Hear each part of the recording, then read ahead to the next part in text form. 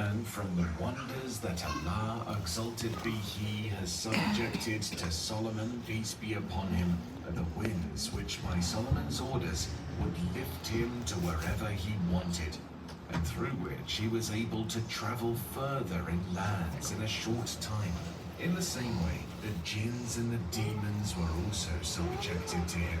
Amongst them were the constructors, who would build whatever he asked them to build, and amongst them were the divers, who would descend in the depths of the oceans, bringing its treasures out. Similarly, birds, animals, and ants were all subjected to him.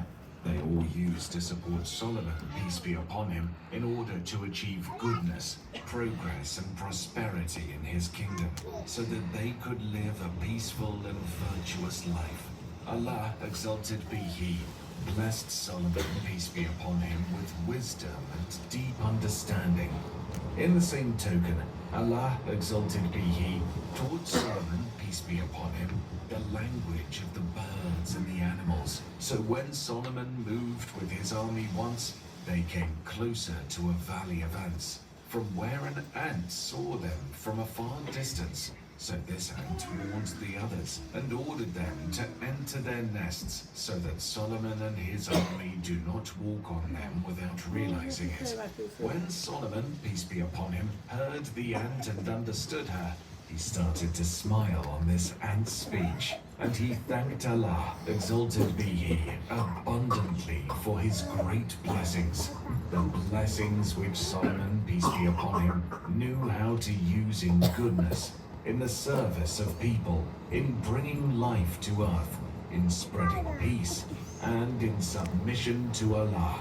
In the same way that Allah, exalted be He, has subjected for Solomon all things, men, jinns, birds, and winds. Solomon, peace be upon him, subjected all his kingdom to fulfill the noble purpose of revitalizing the earth with truth that guides people. Solomon was a strong and righteous king, and a prophet striving to bring Allah's, exalted be He, intent on earth, and a great example of a good successor within it. The kingdom of Solomon, peace be upon him, was wide. Hence he moved throughout the earth to achieve his supreme goals of uniting the people upon the worship of Allah alone. Here is the hoopoo sent with a message to the Queen of Sheba, calling her to the worship of Allah, exalted be He.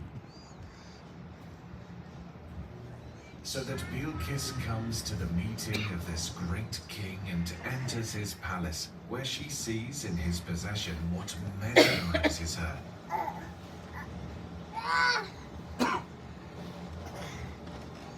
She could see with Solomon, peace be upon him, her own throne that she left in her kingdom. It is as though they were the very same. After that, Solomon, peace be upon him, spoke to her about Allah, the only one, exalted be He, and that He is the only true deity worthy of worship. Bilqis submitted with Solomon to Allah, the Lord of the universe. हाँ, हमें तो पता है सब कुछ.